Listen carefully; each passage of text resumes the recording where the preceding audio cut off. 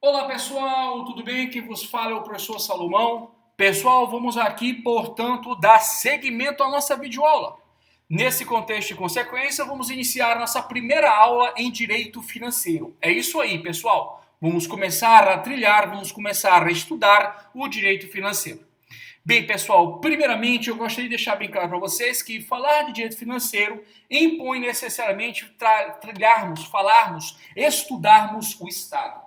Então, pessoal, nessa temática pontual, o que é o Estado? Bem, não existe uma definição, pessoal, pacífica do que ser Estado. Seria, inclusive, uma atividade hercúlea estabelecer um parâmetro único e singular do que é o Estado. Mas numa visão jurídica, numa visão apropriada, pessoal, para a gente poder ter o embasamento teórico necessário e indispensável, nós podemos apropriar do conceito reconhecido amplamente pela doutrina, que o Estado, pessoal, é uma pessoa jurídica territorial soberana, que tem como finalidade o bem comum e exerce um poder uno, indivisível e indelegável. Repito, trabalharmos de uma forma segura, coerente, sem trilharmos caminhos obscuros, podemos reconhecer, com base em uma orientação cotejada pela doutrina majoritária, que o Estado é uma pessoa jurídica territorial soberana,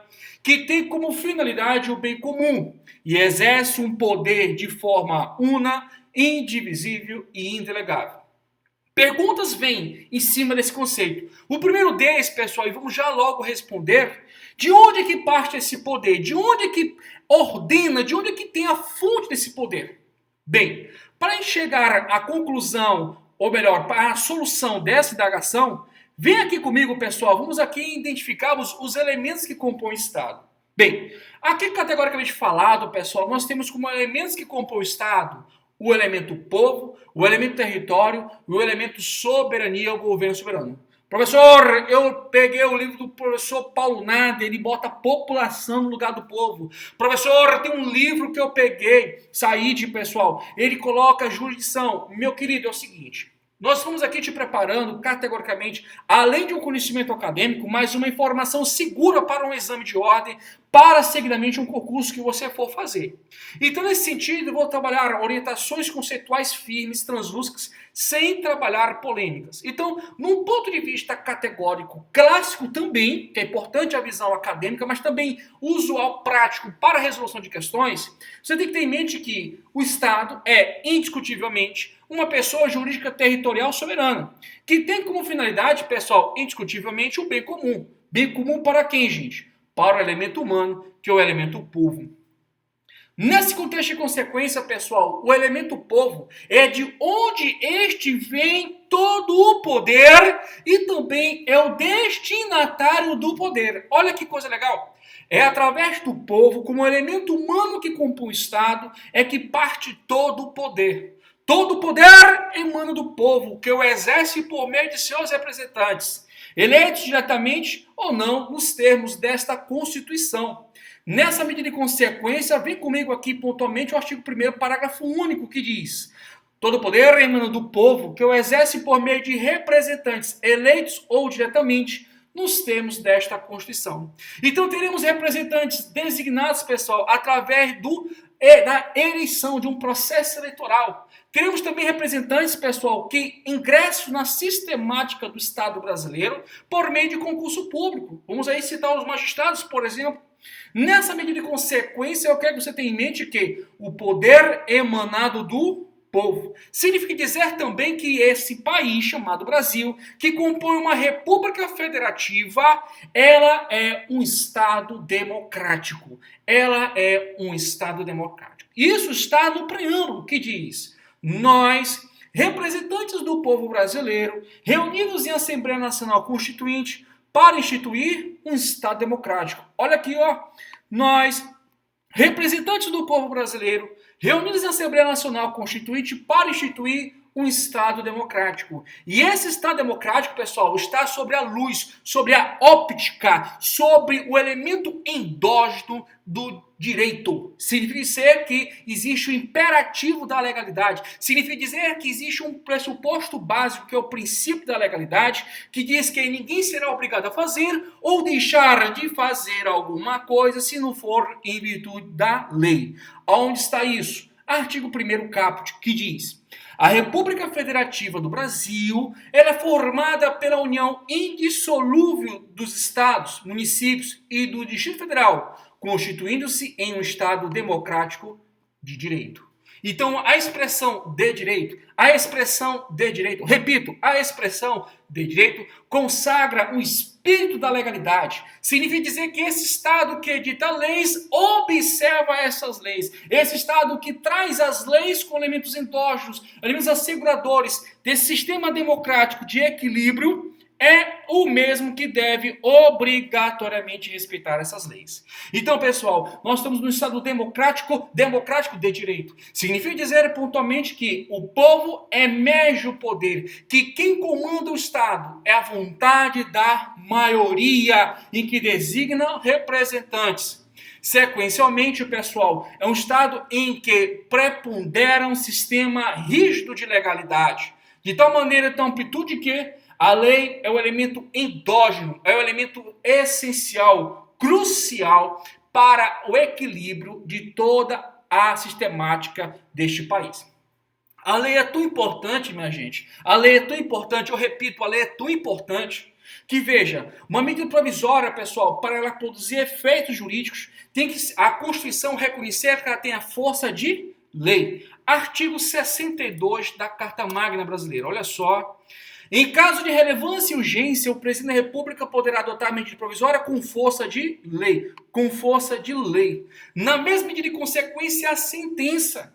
A sentença em que resolve o mérito, a sentença em que reconhece o mérito, em que compõe uma lide, tem força de lei. Porque o crivo, pessoal, a atenção basilar é que a República Federativa do Brasil é um Estado democrático de direito. Então, recapitulando esse ponto crivo, a República Federativa do Brasil, ela é uma pessoa jurídica territorial soberana, que tem como finalidade o bem comum do povo, porque o povo é o elemento do Estado, e é o povo que emana o poder. Que poder é esse? É um poder uno, indivisível e indelegável. Então, pessoal, recapitulando aqui com base nesse diagrama, olha só, o Estado é uma república, o Estado é uma federação, o Estado está localizado no planeta, num ponto específico chamado Brasil. Por ser república, significa que a coisa é pública, res publicae, res, R-E-S, publicae, P-U-B-L-I-C-A-E, res publicae, a coisa é pública, a via é pública, a praia é pública, os recursos que são oriundos da sistemática da tributação são públicos. Então não pode entrar no bolso de ninguém, é um recurso público, injetado na máquina estatal com o intuito pré-orquestrado, pré-determinado, para que seja desaguado em obras públicas, em segurança pública, em saúde, em bem-estar social. Federativa significa dizer que estamos no imperativo de um pacto federativo, onde reconhece de forma estampada e translúcida que existe uma unidade federativa central, que é a União, e existe unidades federativas periféricas. Esse tema, pessoal, eu vou estudar com vocês, inclusive, na próxima aula, porque reverbera a atenção, inclusive, pessoal, com uma série de regras que têm incidência no direito financeiro. Do Brasil, ou seja, nós estamos no planeta Terra, existe uma localização geográfica clara no globo terrestre, que é o Brasil. E em que momentos nasce esse Estado? A promulgação, publicação da Carta Magna, que ocorreu em 5/10/88. Então, o elemento povo é o primeiro elemento do Estado, importante, e ele é composto por natos e naturalizados. Nessa medida de consequência, vamos aqui pontualmente ao artigo 12 da Carta Magna Brasileira, mas antes, pessoal, vou tomar uma água rapidinho, fica aí, só um instante, porque Meu amigo, não sou de ferro. Só um instantinho.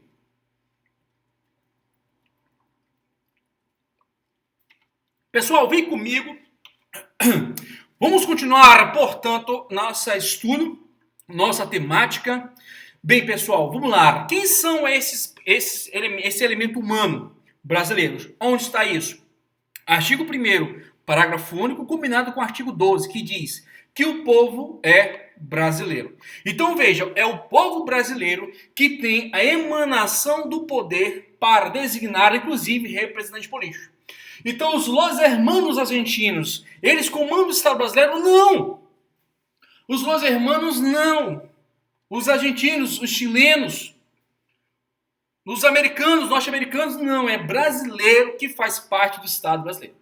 E aí vem dois critérios pontuais, pessoal. Um critério de ancestralidade e um critério, pessoal, de nascimento pontual no território e um critério sui generis.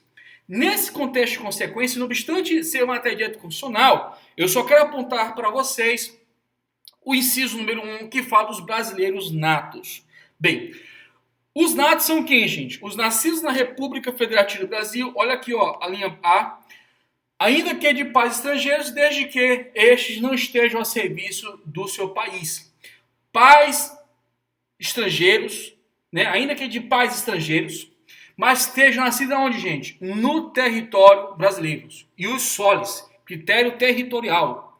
Seguidamente, pessoal, os nascidos no estrangeiro de pai brasileiro e mãe brasileira, ou seja, e os sanguíneos, um critério de ancestralidade, desde que qualquer deles esteja a serviço da República Federativa do Brasil. Pode ter em qualquer lugar do mundo. É pai brasileiro, mãe brasileira, brasileiro. A linha C, os nascidos estrangeiros de pai brasileiro ou de mãe brasileira, desde que sejam registrados na repartição brasileira, competente ou venham a residir na República Federativa do Brasil e optem em qualquer tempo, depois de atingida a maioridade, pela nacionalidade brasileira. Então, pessoal, nós podemos dizer que brasileiros natos são os brasileiros da gema, brasileiro mesmo, aquele cara que é brasileiro, portanto, de forma genuína. Mas a Constituição, pessoal, ela aponta também a existência dos naturalizados. O que é isso? São os estrangeiros, pessoal, que adquirem a nacionalidade brasileira. Então, não é o critério ius solis, não é o critério do ius sanguinis, nada disso.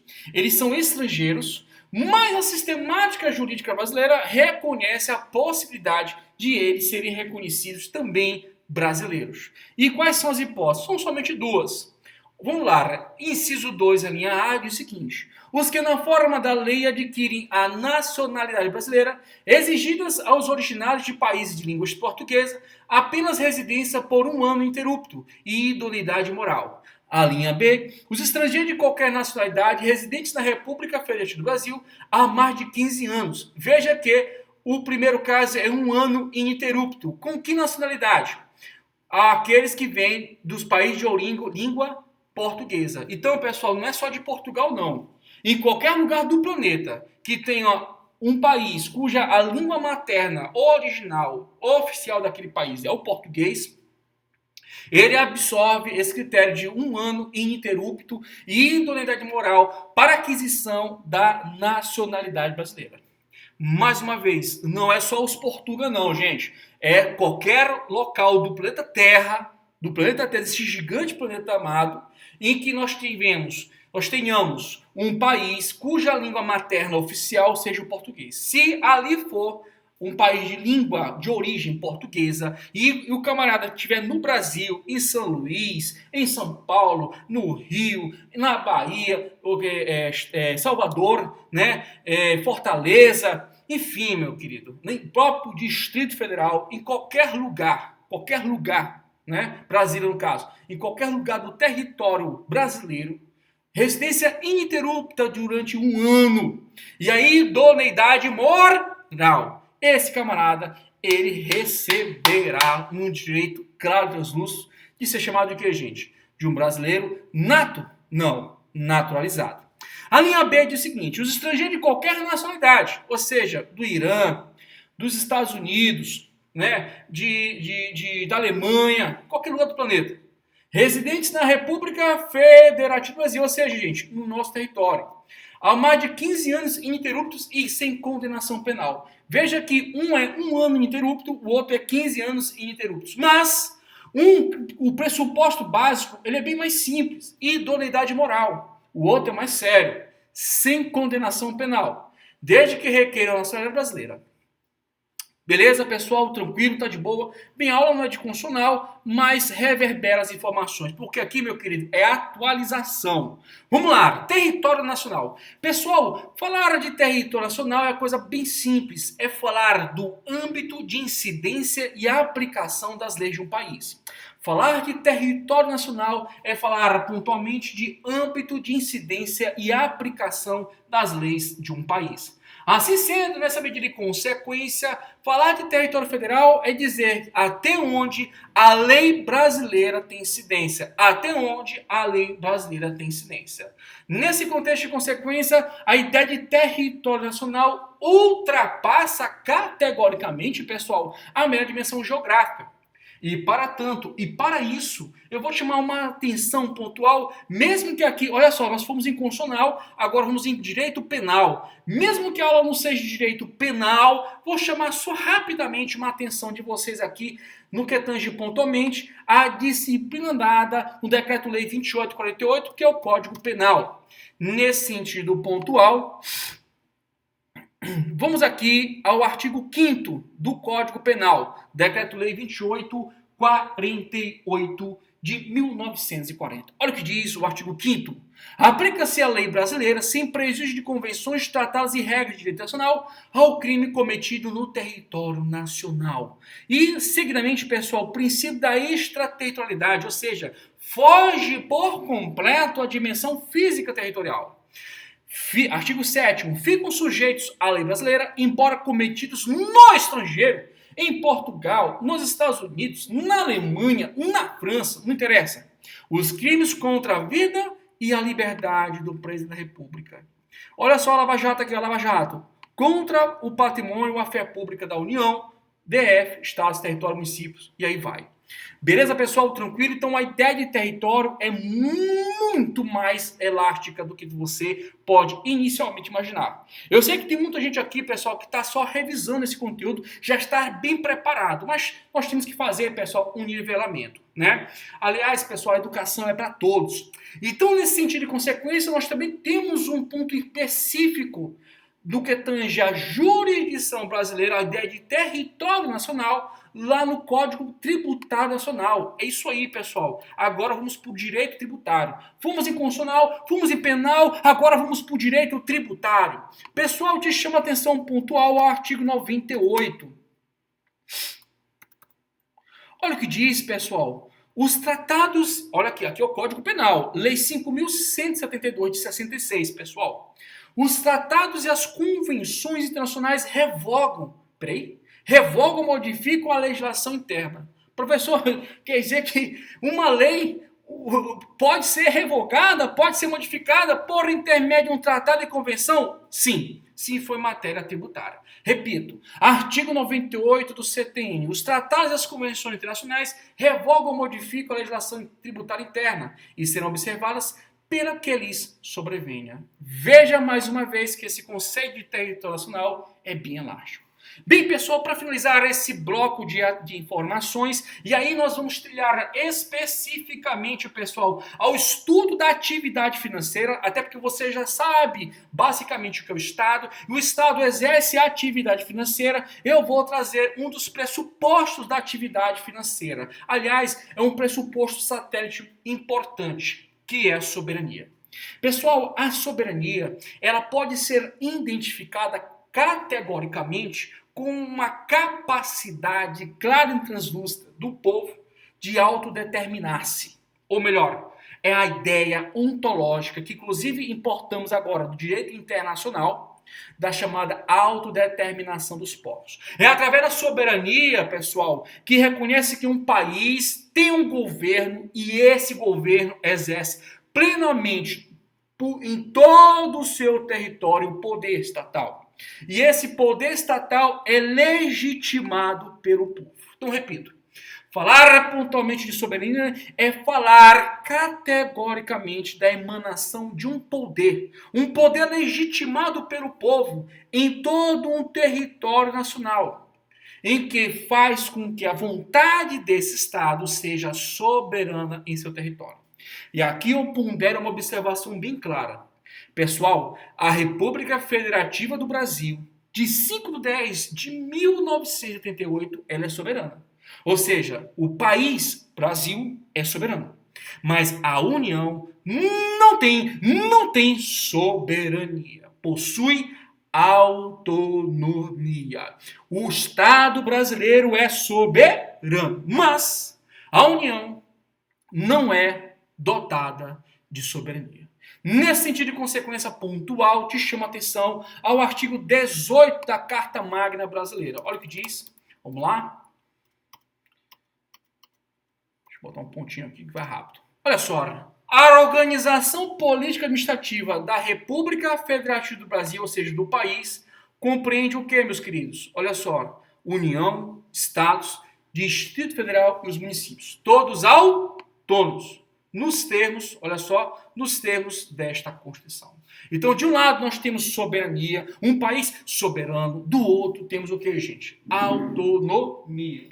Autonomia. A União, os Estados, Distrito Federal e os municípios são dotados de autonomia. Pessoal, uma informação bastante peculiar e importante, eu vou reverberar alguns pontos, deixa aí, acompanha nossas videoaulas, pessoal, que nós vamos aqui dar seguimento no próximo bloco desta presente aula. Fica ligado que nós vamos já começar a falar de atividade financeira.